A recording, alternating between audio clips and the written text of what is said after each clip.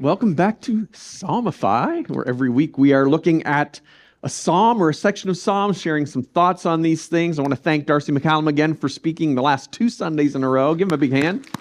Really appreciate that. And I just started watching his from last week, but heard a lot of really good comments, and I will definitely be going back to watch that. We've been having some discussion, actually, about the imprecatory psalms, and so I'm very interested in checking that out. If you've missed anything through the summer, go back on the website, make sure you check it out. We've got a lot of great speakers and more coming up. So today we're going to be looking at Psalm 46. If you got your Bible or device, go ahead and open that up. And if you see right at the beginning of this psalm, it says, "To the choir master of the sons of Korah, according to Alamot." And now you've seen these sons of Korah in different places before when they're giving these titles to these psalms. Here, Alamot, we're not exactly sure what that's talking about. It seems related to the word for young women or maidens. So it could be that there were young women that helped sing this song or maybe played tambourines along with the song. Some of it is a little bit cryptic, but the theme of this psalm is really that God is our fortress. And you may see that in your translation there at the beginning, God is our fortress. Apparently, this is the psalm that inspired Martin Luther's famous song, "A Mighty Fortress is Our God." So that's a little bit of a tidbit for you. The psalm is divided into 3 sections, verses 1 to 3, verses 4 to 7, and then verses 8 to 11. So let's go ahead and read the first 3 verses, and then we will discuss that. It says, "God is our refuge and strength, the very present help in trouble. Therefore we will not fear, though the earth gives way, though the mountains be moved into the heart of the sea, though its waters roar and foam, though the mountains tremble at its swelling." Selah. So in this first section, the psalmist begins by making a strong declaration that God is our refuge and strength. And then he says, a very present help in trouble. In other words, God is the one that we should be turning to when we feel unsafe, when we feel threatened in any way in our lives. And the encouragement that we find here is that he is actually very present. I love that expression. He's not just present, he's very present. And many Christians have found this to be true in their lives and would agree with this declaration. Having God to turn to in times of crisis is really a powerful and precious thing. And I hope that you've experienced that in your life. There's probably a few key reasons why this is such a powerful and precious thing, having God to turn to in times of crisis. The first reason is because he's omnipresent. He's everywhere, right? No matter where you are or what you're doing or what's going on, he's there. And so, you can't say that about everyone. Not everyone is going to be there in your times of trouble, but God is always right there no matter what you're going through. As the teacher says, "You may begin," and you flip the exam over and that panic moment sets in. You know what I'm talking about? God's there, right? He's there in that moment. When you get that phone call with the news that you were dreading, other people might not be there for you, but he's there. And when you were just in that car accident, or maybe just before the car accident, right? And you call out to God, he's there. I remember like 8 or 9 years ago now, I was driving on the 401 from Milton going into Mississauga, and I was out on the highway. And you know how when the traffic stops really quickly, sometimes even in the fast lane, that was happening a few times. And then the third time that it happened, it was like I had to get my brakes on and barely managed to not hit the car in front of me. And then I looked up in my rearview mirror and saw a car coming at full speed behind me. Full speed. She hit me, they estimated 100 kilometers an hour. And as I saw her coming, all I had time to say was, "Lord, help me." And he did. I called to the Lord and he helped me. And I got a good punch in the face from my airbag, and I had some whiplash that I had to deal with, but I was okay. So, it's amazing in those moments, God is there, right? In Psalm 139, verse 7, it says, "Where shall I go from your spirit? Or where shall I flee from your presence?" Right? God is omnipresent. He's everywhere. And so it's one of the reasons why he's so precious in terms of these crisis moments. The second thing that you need to remember is that he's omnipotent. He's all-powerful. So God has the ability and the strength to actually help you in those situations. Some people could be there for you, but they really have no ability to do anything for you. God actually does. And knowing that is a huge sense of encouragement. We don't often appreciate God's power until we have no power left of our own to expend. Have you experienced that in life? Right? We tend to use up all of our own energy and strength and power and ability before we look to God. But in those moments where we have none left, boy, it's good to have God there. And when we find out that he's there, acting on our behalf, it's an extreme encouragement. The third thing is that God is benevolent, right? He is actually good. And we're going through some very key attributes here about God. In those crisis moments, we're comforted by the fact that God actually cares for us, right? It's great that he's omnipresent and it's great that he is omnipotent, but that doesn't really help if he's not positively inclined toward us, right? But he is. He is positively inclined toward us. And so he is a very present help in times of trouble. Now, here's the thing, guys. Of course, you have to believe these things by faith, right? You have to take it by faith that he is there and that he is powerful and that he does want to help you because he cares for you. You have to believe that God intervenes in our times of trouble, or there really is no comfort to be had in those thoughts. And so it brings up a really big question, and one that even people have been asking more recently, not just in churches.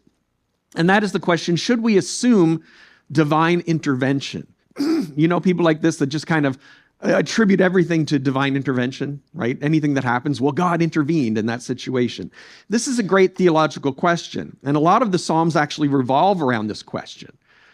Darcy mentioned in his message last week that he likes Psalm 103. And in that psalm, it talks about some of the things that God does for us, right?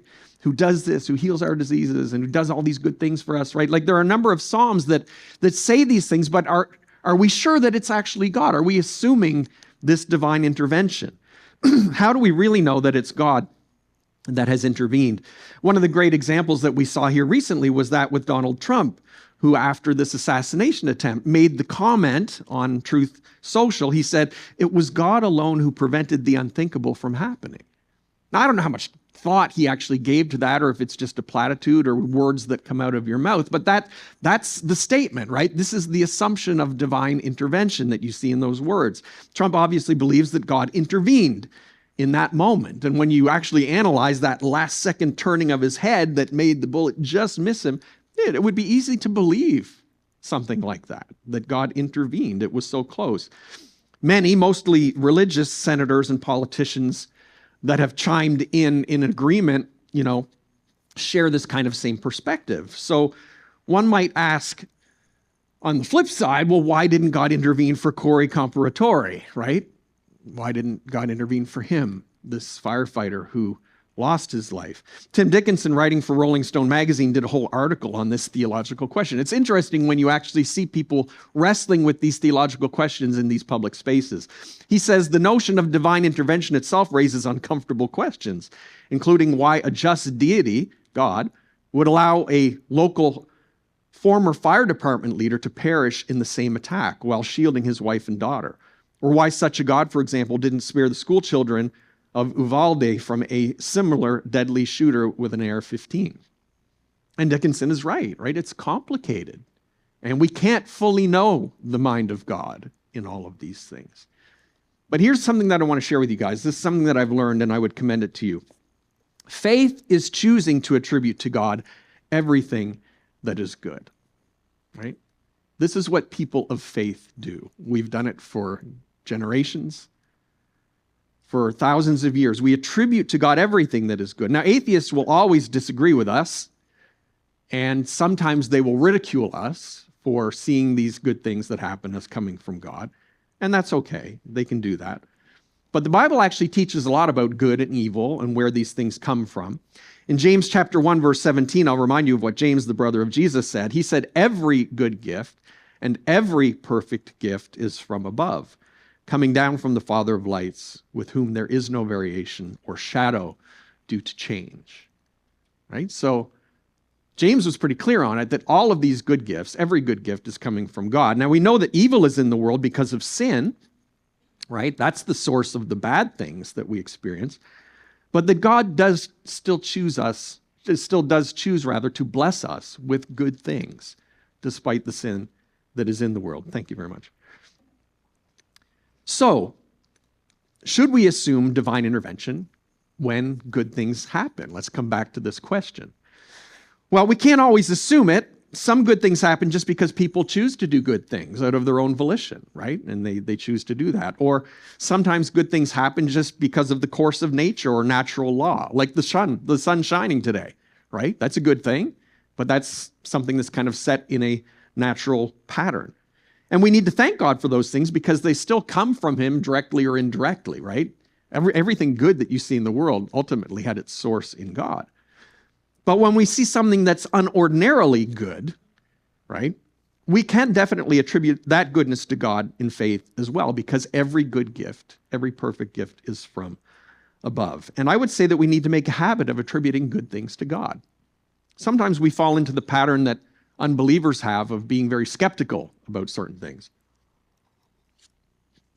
or not wanting to go out on that limb and assuming God's, involvement in certain things. But the Bible teaches that we should make a habit of attributing good things to God.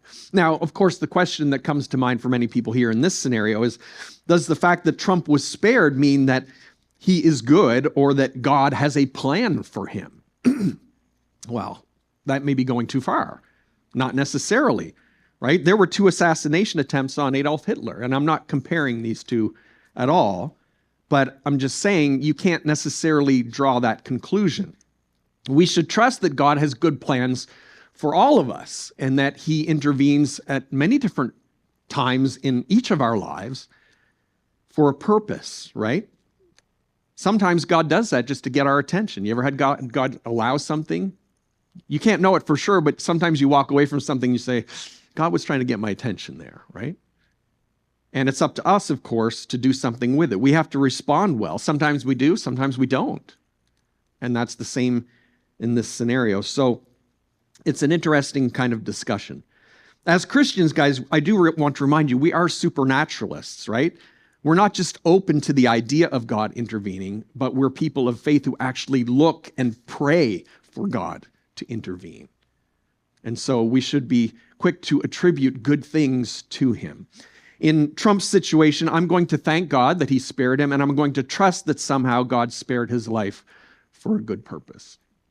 I hope that it will serve a good purpose.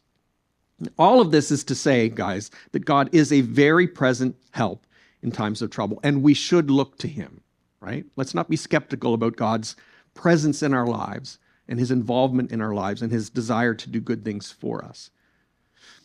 When something good happens and you have a choice of thanking God or just thanking fate, thank God, okay? Just good advice to Christian people. The psalmist goes on to say that because of this confidence that we have in him, we will not fear. And that's a beautiful thing, right? To know that we can have this kind of confidence and not be fearful because we know that God intervenes in our lives. And then he uses a number, this psalm writer uses a number of kind of geological illustrations of troubles. And I used a little AI thing here to create a little video that would use these words so you can see the picture here. It uses the earth giving way, the mountains being moved into the sea, the ocean roaring and foaming, the mountains trembling, right? It's very picturesque. Now, there's no historic evidence to show that this Israelite audience that the psalmist is writing to here had a heightened exposure to natural disasters, all right? So why all of this imagery? Well, he's obviously using these images to symbolize the troubles that we experience, right? Troubles of various kinds, intense troubles. This audience certainly would have been familiar with the flood account and the inconceivable destruction that it had on the earth. So that imagery would certainly resonate with this Israelite audience. And even today, I would say as we read these words, it really does reflect how we often feel in the middle of our trials, doesn't it? The earth giving way, the mountains crumbling and falling into the sea. Like this is how we feel in these moments of trouble. It feels like the whole world around us is crumbling. You get that diagnosis or that devastating news that you were dreading. Here's what I would say to you guys. Don't run away from God in these times. Right? Run to God, because as it says here, he is our refuge. He is our strength. in these moments. And then we have that word, Selah, right? Just pause and think about that. Well, let's look at the next section, verses 4 to 7. It says, there is a river whose streams make glad the city of God, the holy habitation of the Most High. God is in the midst of her, she shall not be moved. God will help her when morning dawns.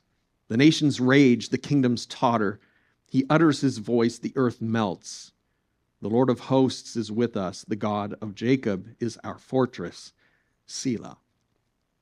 Now, in this next section, he's going to put the focus on the city of God. And the psalmist says that the Lord of hosts is with us. So he's using that plural term. And so when we tend to read the Psalms for ourselves as individuals, which is okay, there's no problem with that, just a reminder, guys, that the focus of this entire psalm is to encourage the people of God collectively. When you really look at this in context, it's the entire, people of God, the community of God that's being encouraged together. And that is an important distinction to make. Because, guys, we don't just look to God for refuge and strength individually. We look to him corporately for what God's doing to all of us as a spiritual group, as a spiritual family. In 1 Corinthians chapter 12, Paul reminded us, he said, if one member suffers, all suffer together. If one member is honored, all rejoice together. Guys, we're in this together, right? The good things and the bad things that we experience in life, we should be going through together. One of the reasons why we sing together on Sunday mornings is to remind ourselves that we look to God together as a community. We're calling out to him corporately together. In the Old Testament, of course, the people of God are the nation of Israel. And so when the psalmist talks about the city of God, he's referring to Jerusalem, particularly a time in the future when God is going to, make this a glorious, beautiful city from which he is going to reign and take control of the world finally in the way that it should be. Sometimes the word Zion is used interchangeably for this new Jerusalem, which focuses on the spiritual future of God's city, God's holy habitation, he calls it here in this passage. Well, the people of Israel's hopes and dreams, right, are very much connected to Jerusalem and to the land of Israel that they are living in. It's important to understand this in context. Here in Canada, we've never really had to think that way, right? We take for granted a lot. We don't live under the threat of invasion here in Canada. That we're going to have our land taken from us. We enjoy the peace that we find here very much. We obviously lean on our American neighbors for their protection, right? But we take this kind of thing for granted. Now, that's never been the case in Israel's history. They've always been under the threat of invasion. Even today, to this day, it continues to be their reality. So the psalmist is leading his fellow Israelites to take comfort in God's immovable plans, not just for them as individuals, but as a nation, right? For the people, God's people together. He says, God is in the midst of her, she shall not be moved. The nation of Israel continues to lean on these promises today.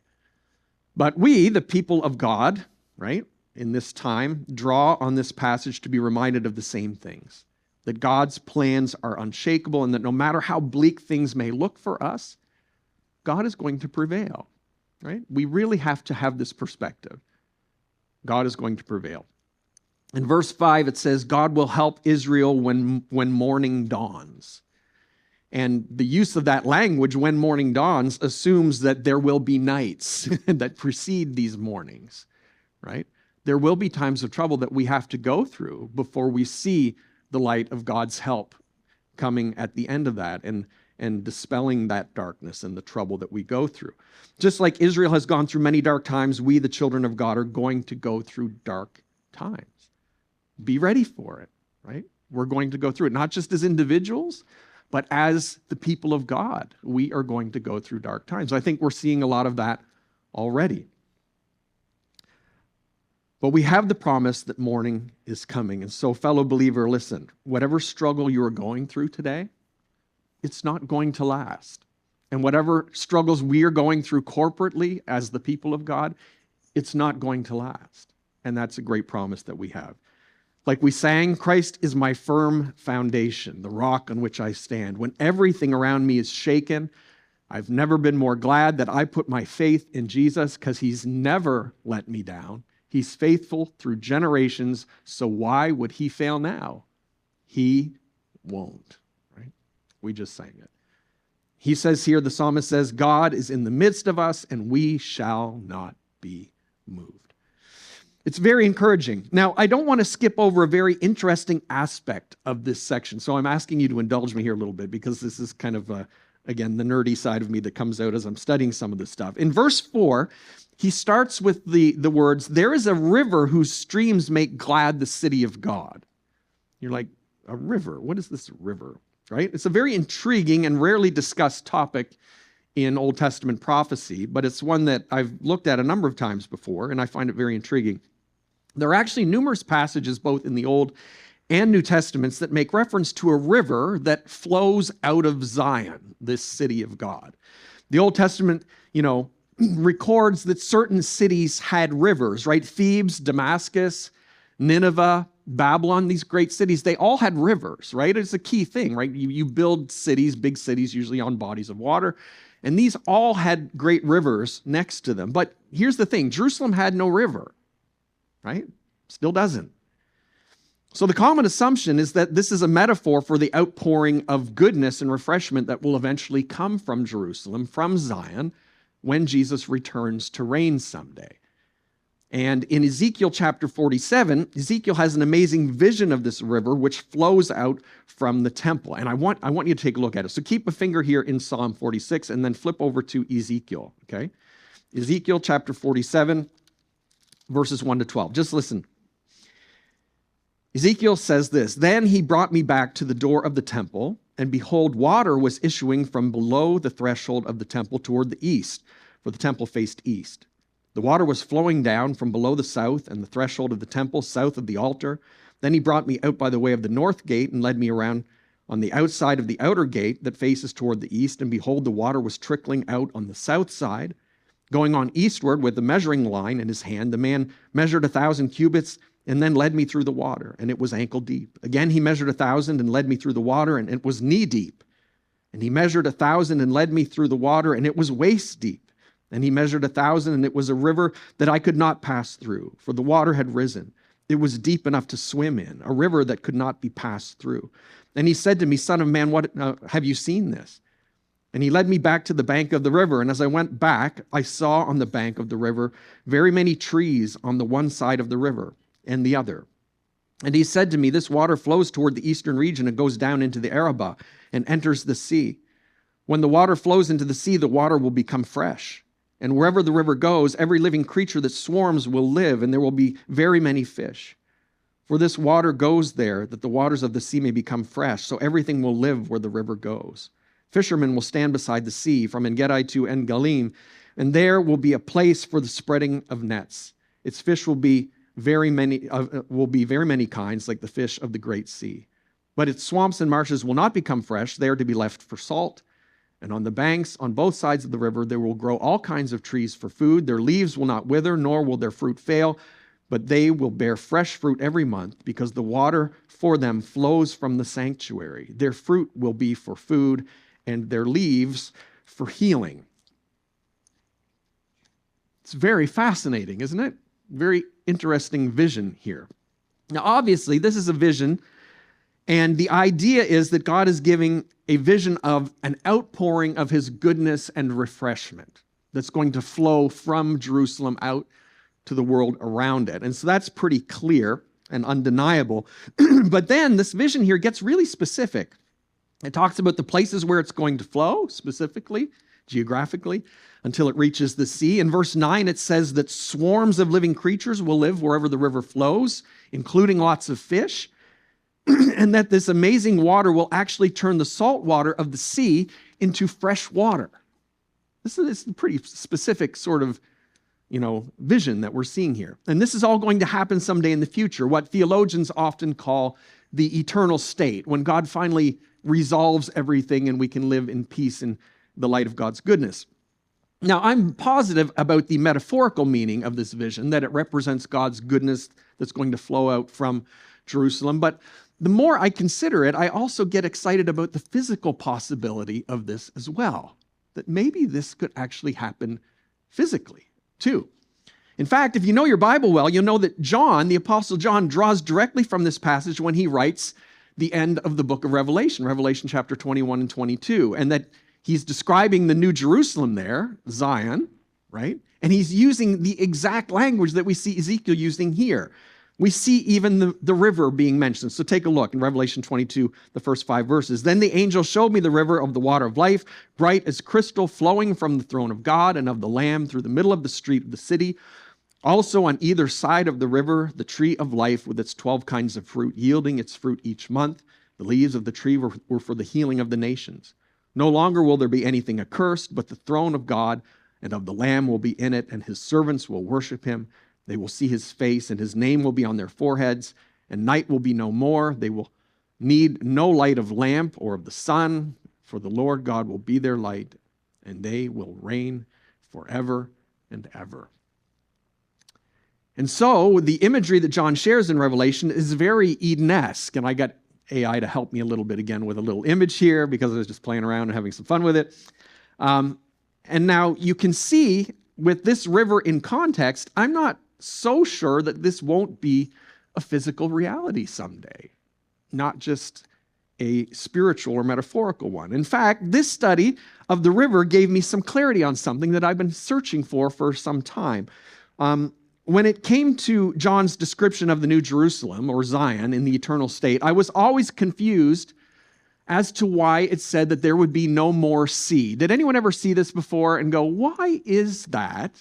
And that's very disappointing to me. I'm from Nova Scotia. I grew up on the ocean. I love the ocean. Any chance I get to go to the ocean, I go there. So in Revelation 21, verse 1 says, Then I saw a new heaven and a new earth, for the first heaven and the first earth had passed away, and the sea was no more. That's what it says. And I always thought, well, why? Like, you're removing the most beautiful part of creation, right? Why would you do this? Like I say, I grew up next to the sea, but here's the thing. Ezekiel's vision makes it clear that God isn't going to eliminate the great bodies of water that cover the earth. He's just going to turn them from salt water into fresh water. That's what it says in that passage. You see, the sea, by definition, is salt water. Sarah and I were in Miami last week on vacation. It was great. Had a good time. Got to relax, spend a lot of time by the pool or in the ocean. And we like to swim in the ocean. And whenever you're swimming in the ocean, right, you're seeing other things that are kind of floating around. A lot of it's natural every once in a while. And maybe it's not, right? You've been to Wasaga Beach, you know, right, what this is. But any germaphobes out there? How many of you don't swim in pools, hot tubs? That's like human soup, right? Any of you out there? We got a few, right? I get that. I'm not so paranoid, but I understand the sentiment. It's encouraging to know that God made the seas salty, right? So that it purifies, it kills a lot of this nasty stuff that's in there and this bacteria. But in the eternal state, think about it, when sin and corruption are no more, like that goes through all of creation, right? That reverses the curse. There's not going to be any need for salt in our oceans anymore, right? We won't need it because there is no decay or corruption. Anyway, that was a bit of a tangent. But thank you for indulging me. I find it kind of interesting, and there's a lot of neat stuff as you study these things out. There is a river whose streams make glad the city of God. That day is coming, guys. For now, the psalmist says, for now the nations rage, right? So let's set aside all that beautiful imagery for a second and realize right now, the nations rage. Did you see the opening ceremonies for the Paris Olympics? If you haven't, you won't be able to find them anywhere because they've kind of removed them from every source that you could see them. There's been so much outrage. Here in Canada, we're all talking about Celine Dion's comeback, which was pretty cool. Go Celine. I felt good. I watched that documentary a while ago, and she's been through a lot of rough stuff, so good for her. But did you see all of these satanic imagery built into the opening ceremonies? It's pretty scary. Drag queens everywhere with children right next to them. There was a blasphemous mockery of the Last Supper with a female deity replacing Jesus, disciples dressed in drag. It was very intentional. And then this character, Dionysus, who was the naked man gyrating in front of the Jesus character, who is actually, if you study it out, he is the god of wine and drunkenness and debauchery. So think about the imagery, guys, here for a second. In front of the one that represents Jesus, superimposed, eclipsing Jesus now, is someone who represents debauchery. So you're taking the image of the wine that Jesus was taking there that represents his blood of self-sacrifice, and you are eclipsing it with someone who's using wine as an image of self-indulgence and debauchery. Think about the level of that imagery, right? Self-sacrifice to self-indulgence. There was also a white horse that's making everybody think about the Antichrist in Revelation 6, who comes in the name of peace, right? There's even a golden calf visible. It's kind of interesting. You can't know for sure how much of this, like you would think everything's intentional at some point in a production this big, but you try to get answers on any of it and it's kind of difficult. The Olympics profess to be about inclusion, but when a tiny minority of organizers intentionally set out to offend a third of the world's population, right, 3 billion Christians, you kind of have to wonder how much inclusivity is really on their mind. The Olympics profess to be about courage, but when the organizers cowardly choose to mock Christianity, not a group that might actually fight back or, revolt in the streets, you kind of like, well, there's not so much courage going on there.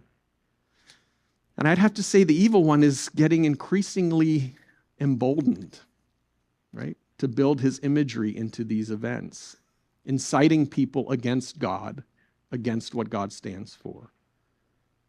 The nations rage, it says here. This isn't a new thing, right? The nations have always raged against God. But the kingdoms totter, God utters his voice, and the earth melts. So guys, in the middle of all of this, yeah, it should be disturbing. But as Christians, this is not new, right? We need to remember that with one breath, God is someday going to blow away all of his enemies, right? He's bigger than all of this. It's easy to feel like the world is against us sometimes, but remember, look at what it says there in verse 7. The Lord of hosts is with us. The God of Jacob is our fortress. Selah. Just pause and think about that. The band's going to come up. Let's read the last section here, and then we'll finish up. Starting at verse 8. It says, Come behold the works of the Lord, how he has brought desolations on the earth. He makes wars cease to the end of the earth. He breaks the bow and shatters the spear. He burns the chariots with fire. Be still and know that I am God. I will be exalted among the nations. I will be exalted in the earth. The Lord of hosts is with us. The God of Jacob is our fortress. A little spoiler alert, guys. The world is never going to achieve peace by coming together. It will only be realized when God lays waste to every foe who opposes him. Someday Jesus, the Prince of Peace, is going to take the throne, and that's when we are going to experience real peace. That is how wars are finally going to cease on planet Earth. We would like to think that we are going to just come together and figure this out. That's not going to happen. Only Jesus putting an end to his enemies is going to bring about that peace. God alone will bring an end to the bows and the spears and the chariots that we see the psalmist talk about here. The next verse is a famous one. In context, you realize here that this is God actually speaking to the nations. We don't look at it this way, but this is actually what's going on. And he says, Be still and know that I am God. I will be exalted among the nations. I will be exalted in the earth. That's a promise. The word here for be still in Hebrew is the word rapha. And it's an interesting word. It actually means to go limp or to relax. It would be like, that's rapha. In fact, let's try that today. In the middle of all the stress and everything that's going on, let's just have a rapha moment. You ready? Rapha. Everybody rapha. Right? Feels good, right? Feels good. That's really what it's saying here, right? Relax. God is in control. He will be exalted among the nations, among people everywhere. Verse 11 is a repeat of verse 7. The Lord of hosts is with us. The God of Jacob is our fortress.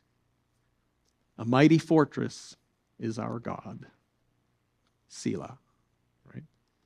And because of all of this, we bless his name continually. And we're going to sing a song to close today where we're going to bless his name together. Let's pray, okay? Father, thank you so much for these Psalms. Thank you for the encouragement that they are to our hearts. We thank you that you are a very present help in times of trouble. We thank you that even though the nations rage, that we don't need to stress. We can relax because you're in control. We thank you for the images that we see here of your future beautiful city, of the goodness of God flowing out from that city to the entire world, of the beauty that you're going to restore to all of creation. Lord, I pray for any individual here that hasn't experienced that personal redemption that you want to bring. I pray that they would